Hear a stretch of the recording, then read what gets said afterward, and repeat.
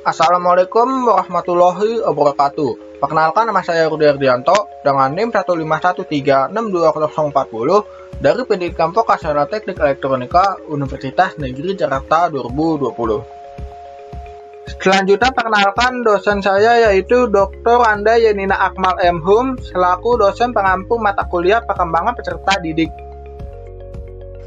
Pada kesempatan ini saya akan membahas sebuah materi yaitu mengenal anak disabilitas tunarungu pada usia 4-6 tahun. Sebelum kita masuk ke materi, kita harus mengenal apa itu anak tunarungu. Berikut adalah penjelasan singkat. Anak tunarungu adalah anak yang mengalami gangguan pada pendengarannya mulai dari tingkat yang ringan sampai tingkat yang berat. Dari penjelasan sebelumnya, anak tunarungu ini dapat dikualifikasikan menjadi dua, yaitu yang pertama, anak kurang dengar adalah yang memakai alat bantu dengar, di mana batas pendengarannya dimiliki cukup memungkinkan keberhasilan proses informasi bahasa melalui pendengarannya. Yang kedua, ada anak tuli, adalah yang kehilangan kemampuan mendengar sehingga menghambat proses informasi bahasa melalui pendengarannya, baik memakai atau tidak memakai alat bantu dengar. Dari penjelasan karakteristik sebelumnya, anak tunarungu ini dapat digolongkan menjadi 5, yaitu golongan pertama adalah anak yang kehilangan pendengaran ringan, yaitu 20-30 desibel. Gangguan ini merupakan ambang batas antara orang yang sulit mendengar dengan orang normal. Mereka mampu berkomunikasi dengan menggunakan pendengarannya. Golongan 2, anak yang kehilangan pendengaran marginal atau 30-40 desibel. Anak sering mengalami kesulitan mengikuti suatu pembicaraan pada jarak beberapa meter. Mereka masih bisa menggunakan telinganya untuk mendengar, namun harus dilatih. Golongan 3, anak yang kehilangan pendengarannya sedang, yaitu 40-60 desibel. Dengan bantuan alat bantu dengar dan bantuan mata, anak ini masih bisa belajar bicara dengan mengandalkan alat pendengarannya. Golongan 4 adalah anak yang kehilangan pendengarannya berat, yaitu 60-75 desibel. Pada kondisi ini, anak dianggap secara tuli edukatif. Mereka berada pada ambang batas antara sulit mendengar dengan tuli. Golongan 5 adalah anak yang kehilangan pendengaran yang parah di atas 75 desibel. Anak sudah tidak bisa lagi belajar bahasa dengan semata-mata mengandalkan telinga, meskipun sudah didukung oleh alat bantu dengar. Golongan 1, 2, dan 3 tergolong sulit mendengar, sedangkan golongan 4 dan 5 tergolong tuli. Kesulitan berbicara akan semakin bertambah sejalannya semakin bertambahnya kesulitan pendengarannya. Ketika pendengaran seorang semakin parah, maka ia harus lebih mengandalkan mata daripada telinganya. Selanjutnya akan membahas tentang karakteristik fisik motorik anak tunarungu ini.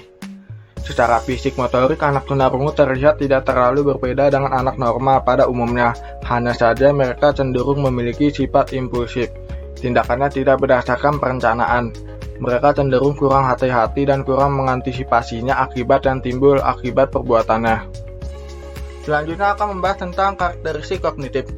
Kognitif anak tunarungu ini tidak berbeda dengan anak normal, yaitu tinggi, rata-rata, dan rendah. Pada umumnya, anak tunarungu memiliki inteligensi normal dan rata-rata.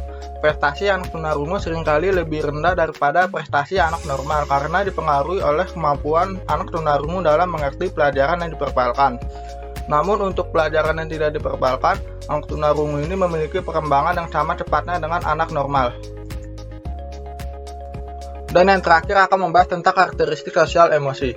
Beberapa karakteristik sosial emosi anak tunarungu yang menonjol ialah yang pertama, egosentrisme yang melebihi anak normal. Sifat ini disebabkan oleh anak tunarungu memiliki dunia yang kecil akibat interaksi dengan lingkungan sekitar yang sempit.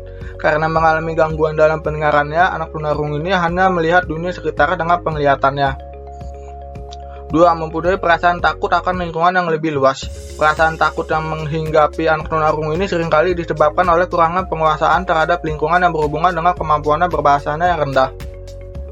3. Ketergantungan terhadap orang lain. Sikap ketergantungan terhadap orang lain atau terhadap apa yang sudah dikenalnya dengan baik merupakan gambaran bahwa mereka sudah putus asa dan selalu mencari bantuan serta bersandar pada orang lain. 4. Perhatian mereka lebih sukar dialihkan. Sempitnya kemampuan berbahasa pada anak tunarungu menyebabkan sempitnya alam pikirnya. Alam pikirnya selamanya terpaku pada hal-hal yang konkret. 5. 5. Umumnya memiliki sifat yang polos, sederhana, dan tanpa banyak masalah. Anak tunarungu ini tidak bisa mengekspresikannya perasaannya dengan baik. Anak tunarungu ini akan jujur dan apa adanya dalam mengungkapkannya perasaannya. Adapun tips untuk mengajar anak tunarungu ini ialah karena anak tunarungu yang memiliki keterbatasan dalam berbicara dan mendengar memerlukan media pembelajaran berupa media visual. Adapun cara menerangkan dengan bahasa bibir atau gerak bibir, media pembelajaran yang dapat digunakan untuk anak tunarungu ini ialah yang A. Media stimulasi visual. Yang pertama, cermin artikulasi. Yang kedua, benda asli maupun tiruan. Yang ketiga, gambar. Yang keempat, kias kata. Yang kelima, gambar disertai tulisan. Yang B. Media stimulasi auditoris. Yang pertama, speech trainer, yang merupakan alat elektronik untuk melatih bicara anak dengan hambatan sensori pendengarannya. 2. Alat musik, seperti drum, gong, suling, piano, organ, harmonika, rebana, trompet, dan sebagainya. Yang 3. Tape recorder.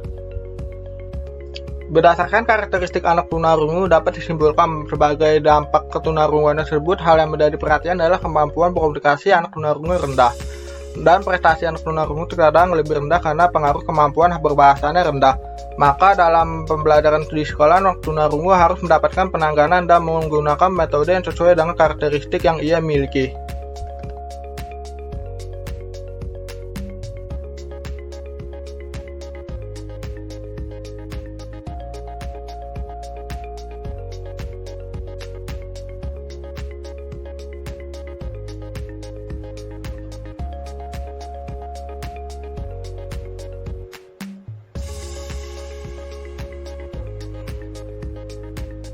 Sekian dari pemaparan materi yang saya sampaikan, kurang lebihnya mohon maaf. Wassalamualaikum warahmatullahi wabarakatuh.